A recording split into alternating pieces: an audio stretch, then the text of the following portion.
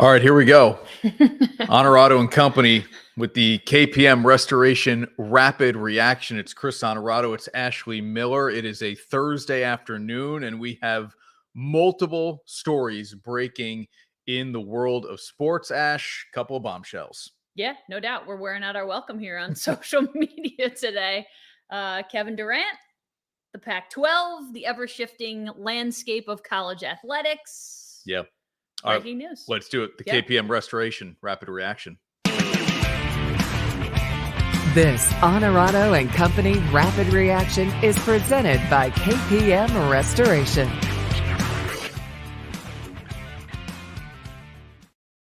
You said it, Kevin Durant, the news that maybe isn't so shocking, but the guy he picked to play with in Brooklyn opts in, Kyrie Irving, and Durant says, now I want out.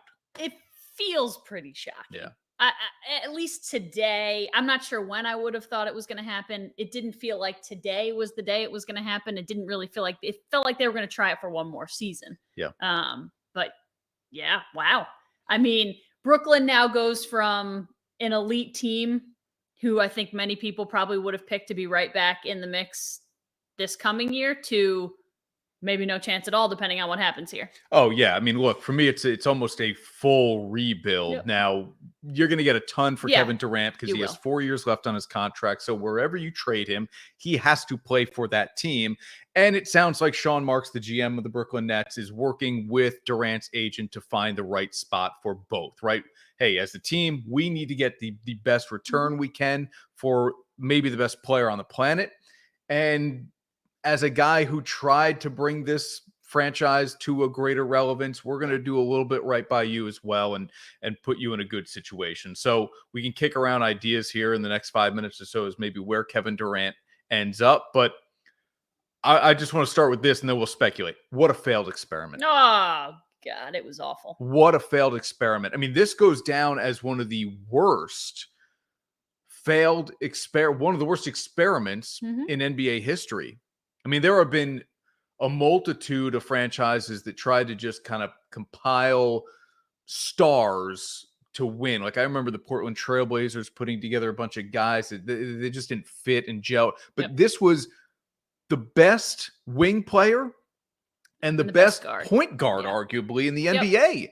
And you had him for 2 years. Well, you knew Durant was going to play year one. And Kyrie didn't play most of year two. Well, you had him together year two, and then Irving didn't play at all in year three together. So, I mean, just what an absolute disaster this has been as we do the KPM Restoration Rapid Reaction here. And, all right, so Jeff Casey's saying he's a little surprised after Irving opted in.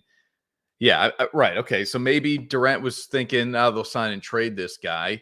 Nets gave up a ton to get KD as well. Yeah, there was that sign and trade that brought him from Golden State to Brooklyn.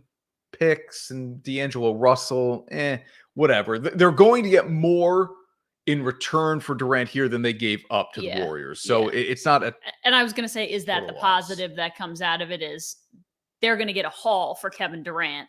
They're going to try to get rid of Kyrie too. They've got to get something for him. Yep. I mean, they could end up, we throw the two teams that have been thrown out here, the Miami Heat and the Phoenix Suns. If you're going to go down the list and the roster of who you are giving up to get Kevin Durant on your team, Brooklyn turns into an okay team pretty quickly. Yeah, I mean, look, you can then you have to figure, okay, we're going to get something for Kyrie Irving too. But if Miami's on the table, the conversation starts with Bam Adebayo and Tyler Hero. And I think Pat Riley laughs at the suggestion of Bam, but I don't care. Durant is maybe the best player on the planet. I want Bam and I want Hero, and we'll figure it out from there. It'll add in some other pieces too to help me out, along with picks. It's going to be a major haul for sure. Phoenix, I think they want to trade DeAndre Ayton anyway. So give me Ayton, give me Bridges, and give me picks. And if you want to throw in a Cam Johnson or a Cameron Payne, I'll take one of those guys too. No matter what, none of it adds up to what Kevin Durant would have made the Nets in 2022-23, and that is a title contender. Yeah, but I think it makes, depending on how it goes, he turns that other team into a title contender. And I don't think the Nets are are 10 years off. I think they're 1 or 2 years away from being back to what they would have been if they get good draft picks. But yeah, I think what's a better situation? Where do you want to see him? Miami or Phoenix? Ooh, well, if he wants to win, I would go Miami. to Miami. Yeah. The track record that Pat Riley has there, Miami. I think Miami has more depth to get rid of pieces in order to get him and still have pieces around him. Like you've got a guy like Victor Oladipo, you've got Duncan Robinson. If they're not going to get rid of all of those guys. They have enough pieces that even if they get rid of some or most of those guys, I think they've got the supporting cast to help him and still be a good team. Can the Clippers trade Paul George and a package of others to get Durant and Leonard and John Wall in LA? My mind immediately when I saw the news, I thought he's going to the Lakers. I thought he's going to go to the Lakers. He's going to go play with LeBron, but the Lakers don't have enough to give Brooklyn. They're not going to take Russell Westbrook. You could take Anthony Davis. You could say we want Anthony Davis and we want a bunch of future picks once we think LeBron is on the other side of this hill. But I don't know.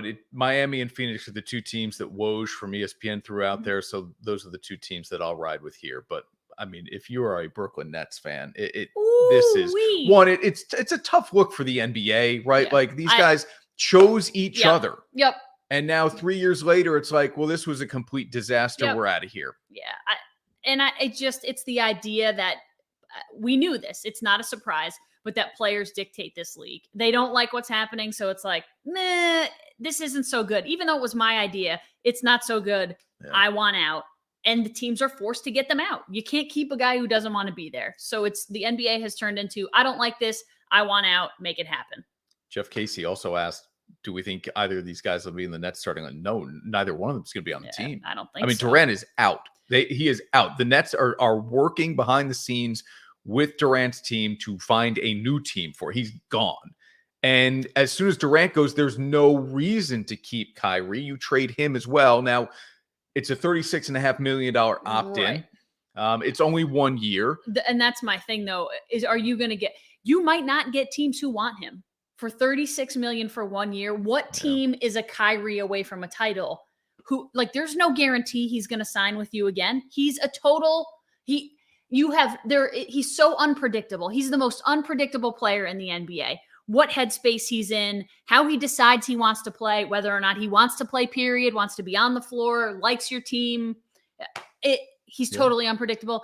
I would not risk $36 million for one season of him, not knowing that you don't have a five-year deal. And even then, who knows that he stays anywhere. See, I think you can only take Kyrie in 1 year terms. I wouldn't give him a long because I don't want to commit long term. Give me, hey, I'll risk my 1 year with you because you're but maybe Brooklyn's thinking we keep Kyrie. I think and we can build around him. And if I get a Bam and a Hero and I think that's probably a better situation for that for the 1 year. And then what's the worst that happens? It doesn't work out, but you haven't, you're not giving anything else up. You get him for the 1 year. He moves on. Fine. You've still got the pieces you would have gotten for KD. Yeah. I think that's probably your best bet. I don't know if they want the headache of keeping Kyrie, but I keep him and hope for the best. We do our show every Thursday morning live here on News Channel 13's Facebook, Twitter, and YouTube. Obviously, we would have loved to have had this news.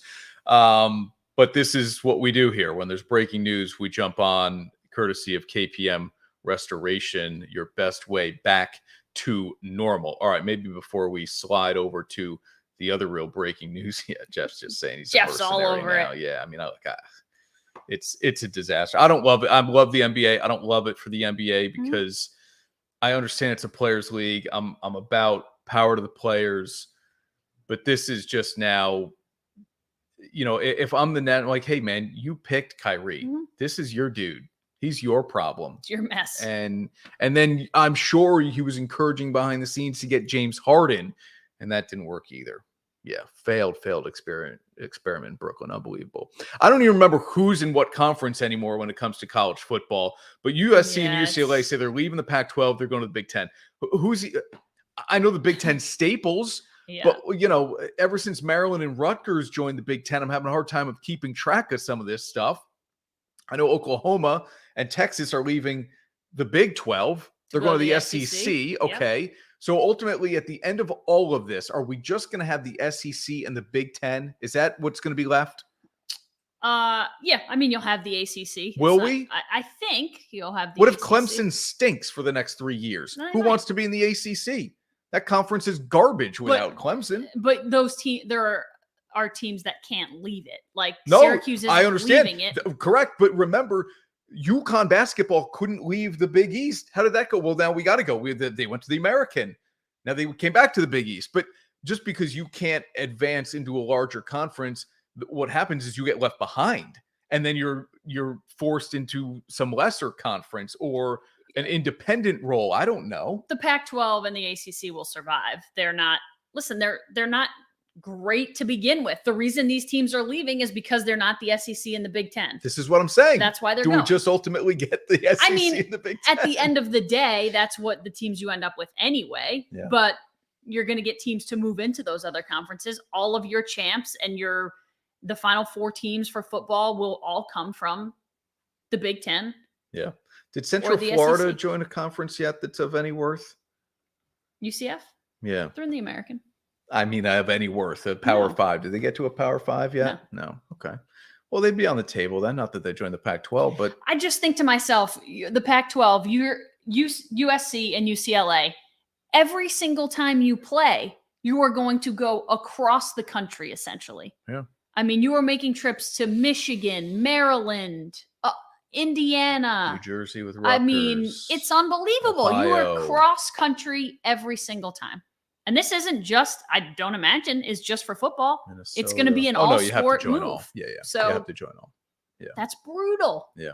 Brutal. I really thought this was going to happen. It clearly is not going to happen anytime soon.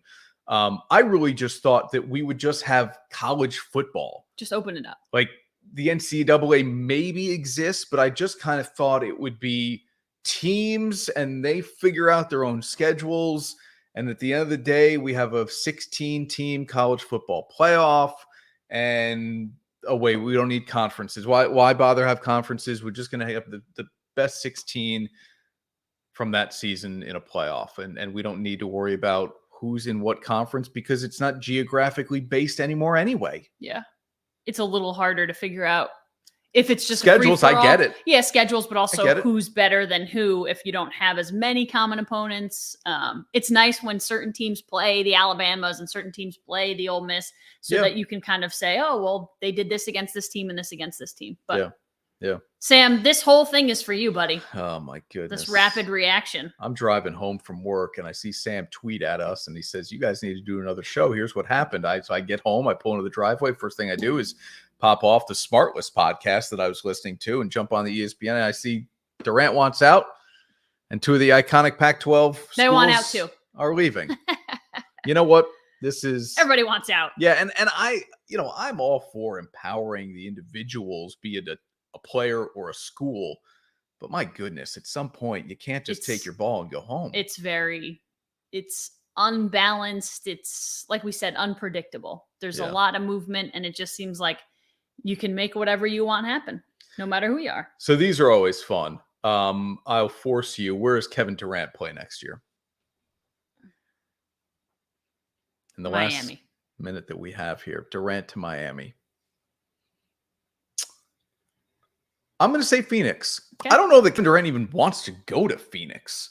But I think Phoenix is going to be able to offer the better package of players. Now, does Durant want to play with Chris Paul? I don't know, but they have Booker as well. Like Paul, Booker, and Durant. I could figure it out from there if I'm Monty Williams and company.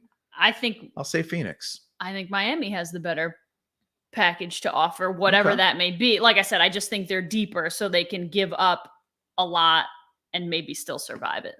Okay. All right. Billy and Sam both chimed in with this. Billy says Portland. Doesn't like the spotlight. Perfect for him. Gets tucked away in Who Pacific are they Northwest giving up for him? With Dame.